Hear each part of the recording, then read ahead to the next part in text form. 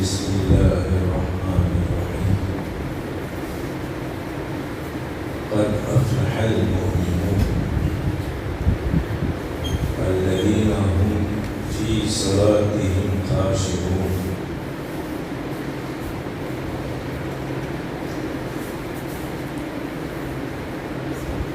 انہیں دو آیتوں کی روشنی میں آپ لوگ کئی دروس سنیں، آج بھی الذین هم فی صلاتهم خاشعون کے تعلق سے قرآن اور حدیث کی انشاءاللہ باتیں سنیں گے۔ جیسا کہ میں نے پہلے ذکر کیا ہے، نبی کریم صلی اللہ علیہ وسلم کو ایسے وقت میں جب کہ آپ کے ہمدرد چچا ابو طالب کا انتقال ہو گیا اور آپ کی وفادار بیوی ہماری ماں خدیجہ رضی اللہ تعالیٰ عنہا کا بھی انتقال ہو گیا۔ اللہ کے رسول روزانہ دونوں کو یاد بھی کرتے تھے اور پریشان بھی رہتے تھے۔ اللہ تعالیٰ نے نبی کریم صلی اللہ علیہ وسلم کو اپنی بڑی نعمتوں میں سے ایک نعمت جس کو اسراء اور معراج کہا جاتا ہے، آپ نے سنا ہوگا بہت سے مولویوں کی زبان سے، بہت سے واعظوں کے واعظ میں اور خطیبوں کی تقاریر میں۔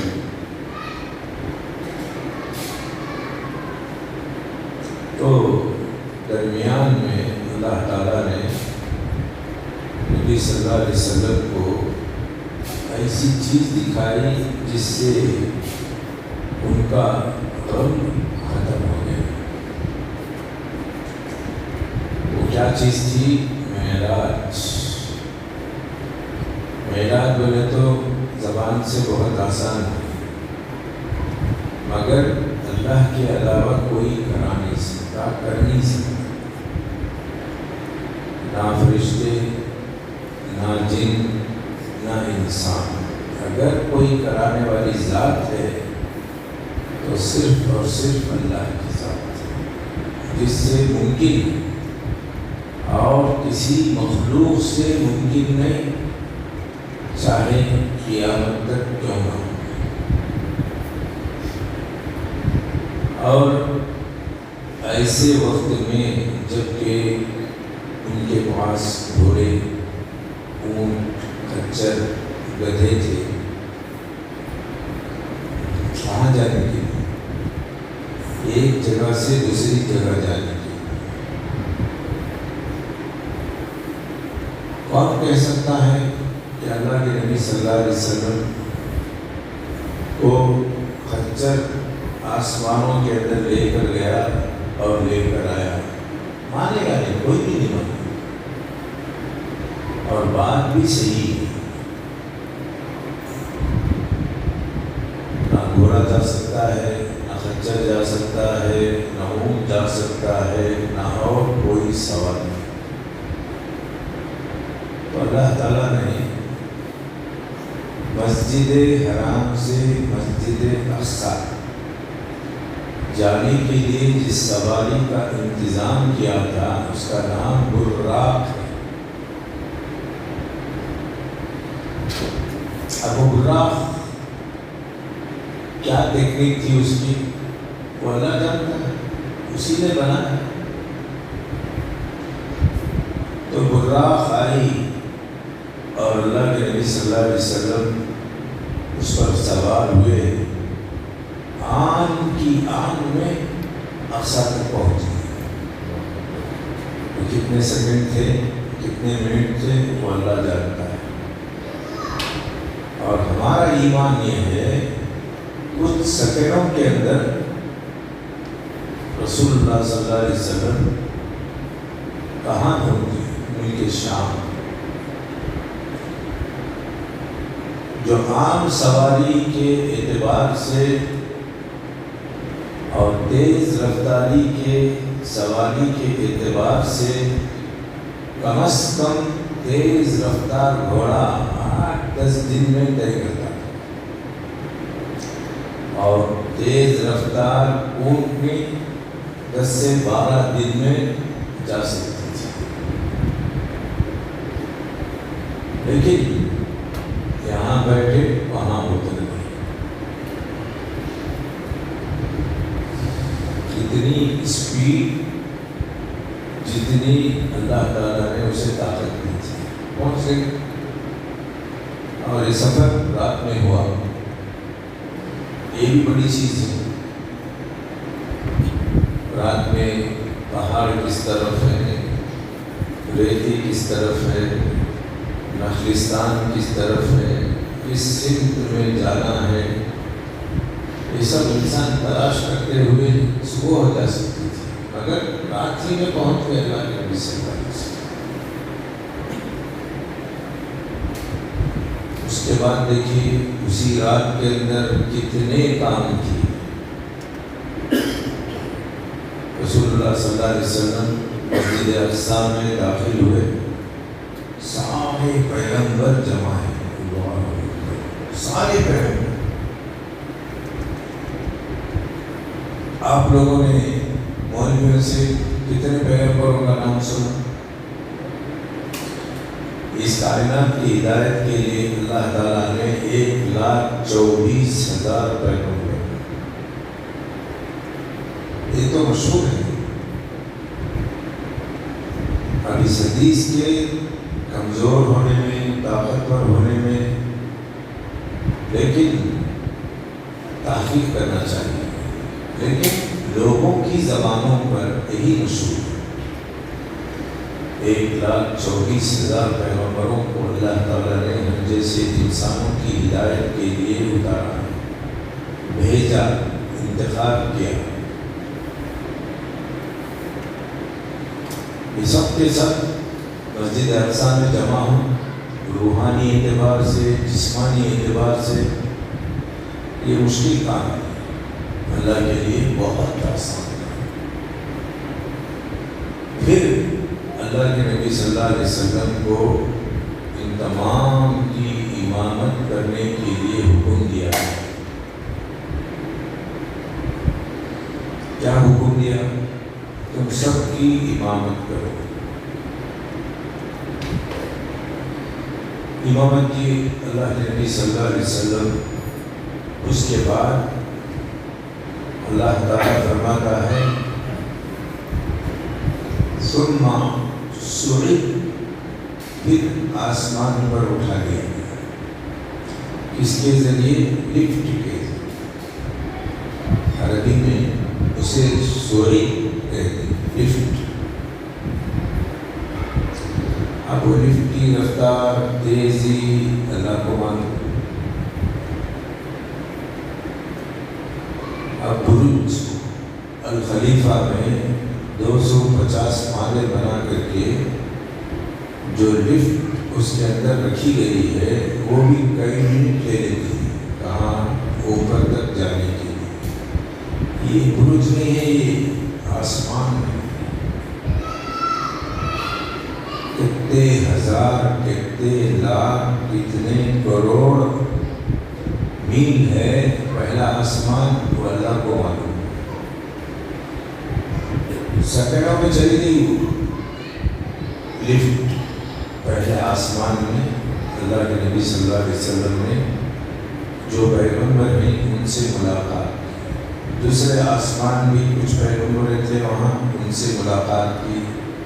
تیسرے آسمان میں گئے، وہاں بھی کچھ پیغمبر تھے، ان سے ملاقات کی. ساری حدیثوں کے اندر ہر آسمان کے اندر کون سا پیغمبر تھا، اس سے ملاقات ہوئی، سب کا ذکر آ گیا.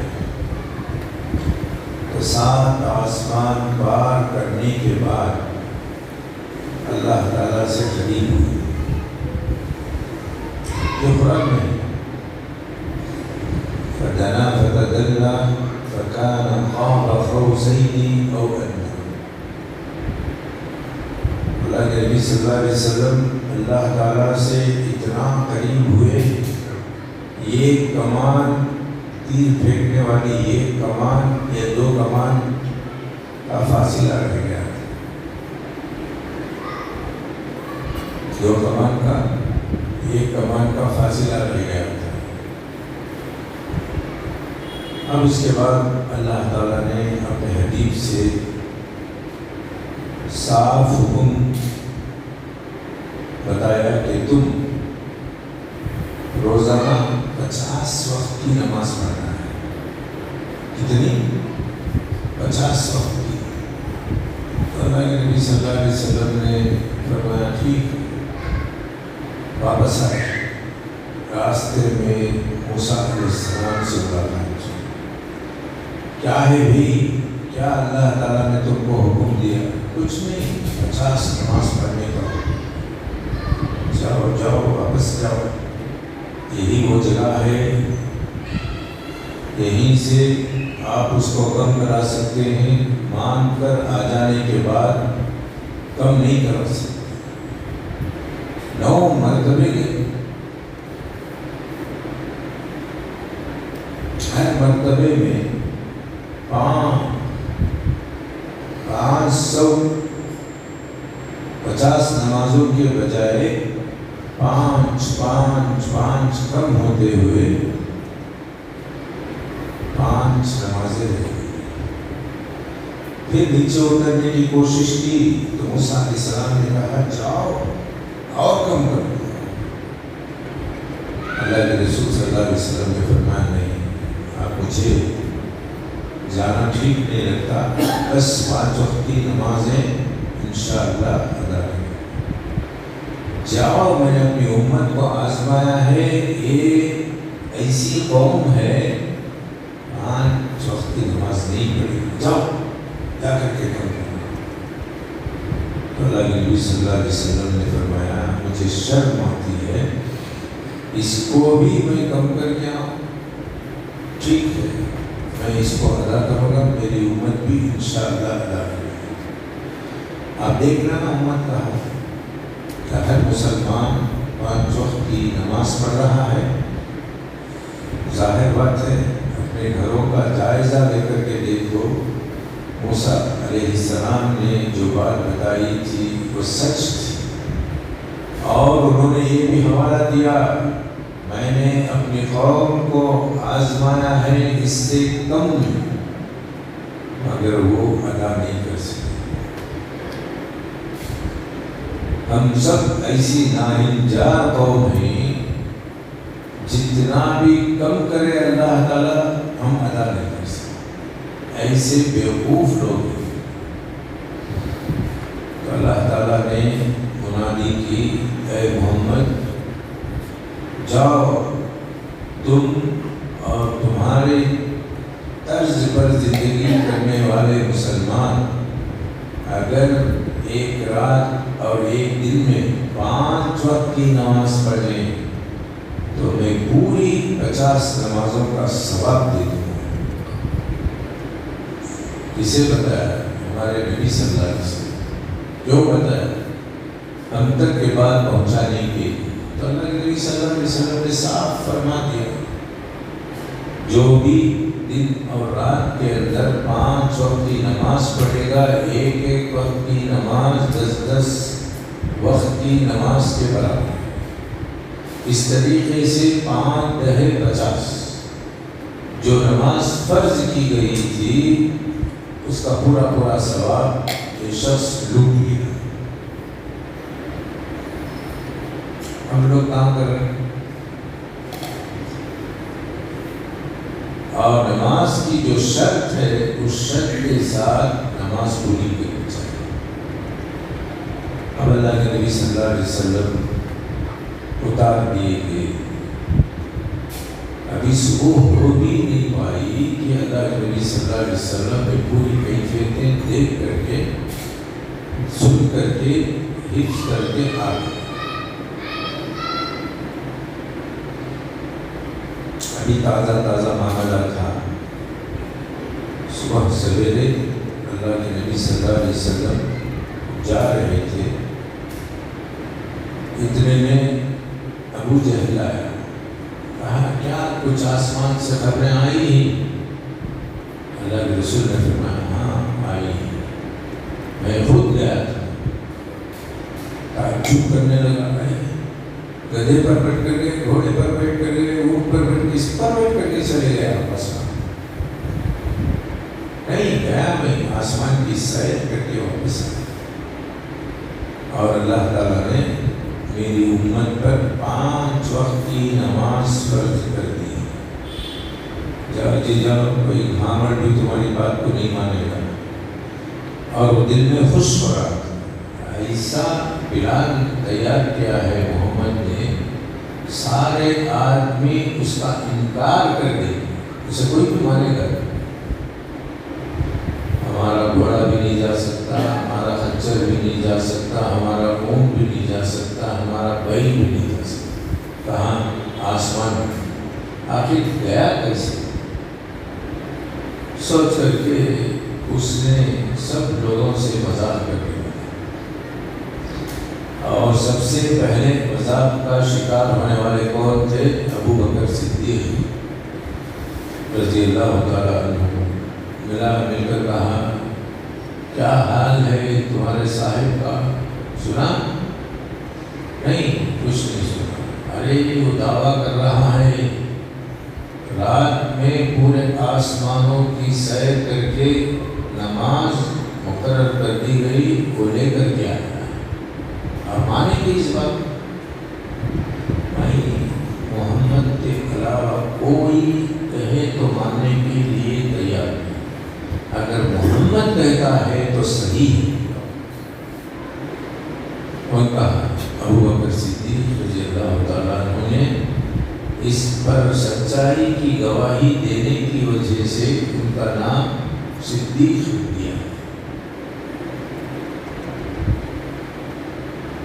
اس کے بعد ابو جہل ناکام ہو گیا. میں اگر مسلمانوں کو کہوں گا تو مسلمان انکار نہیں کرے گا, کافروں کو کہوں گا تو ہر کافر انکار کرے گا. آج بھی انکار کرنے والے کون؟ لیٹسٹ سائنسدان, لیٹسٹ بھینسدان.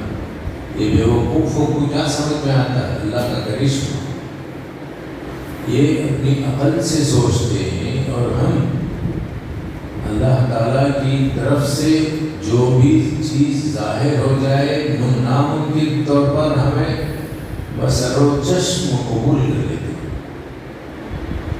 ہم مانتے ہیں اللہ کے نبی صلی اللہ علیہ وسلم 7 آسمانوں کی سیر کی.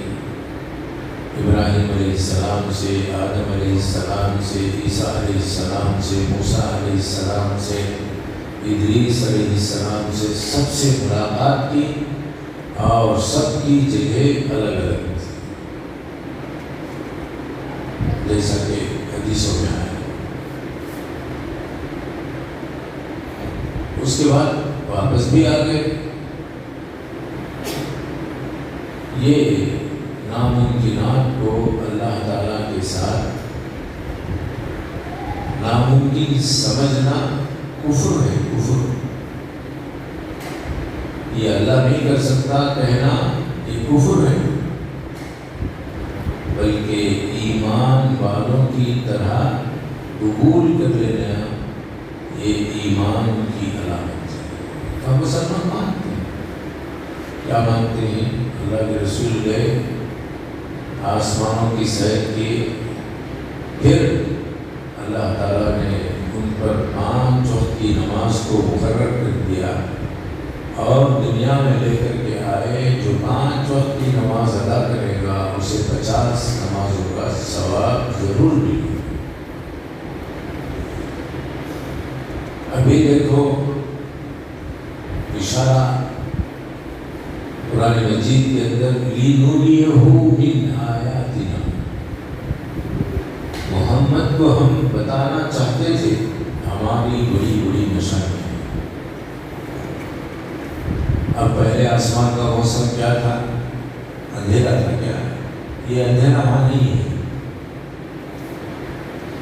کیوں؟ اندھیرا ہوتا تو کیا دیکھتے اللہ کے رسول؟ وہاں اجالا ہے۔ اس لیے اللہ تعالیٰ کہتا ہے لنوریہ ہو، ہم ان کو دکھانا چاہتے تھے۔ جتنے پیغمبر تھے ان کی شکلیں بھی دیکھی اور آسمان کا سما کیا تھا وہ بھی دیکھا اور لوگوں سے بات چیت ہوئی اور پھر نماز فرض کی گئی، پھر آپ زمین پر آ گئے۔ آپ نہیں دکھا سکتے اندھیرے میں کچھ بھی، اللہ چاہے تو سب کو دکھا سکتا ہے۔ تھوڑی اوپر چلے جاؤ، آپ کو اور کوئی چیز زمین کی نظر نہیں آئے۔ معمولی ہوائی جہاز کے اندر آپ جا رہے ہیں، آپ کا بھائی نیچے جا رہا ہے، پہچان نہیں سکتے، نظر بھی نہیں آتا۔ مگر اتنی بلندی پر جانے کے بعد جو موسمی حالات بدلے ہوئے تھے ان تمام کو اللہ تعالیٰ نے محمد صلی اللہ علیہ وسلم کو دکھایا اور دیکھتے گئے اور آتے آتے دیکھ کر گئے۔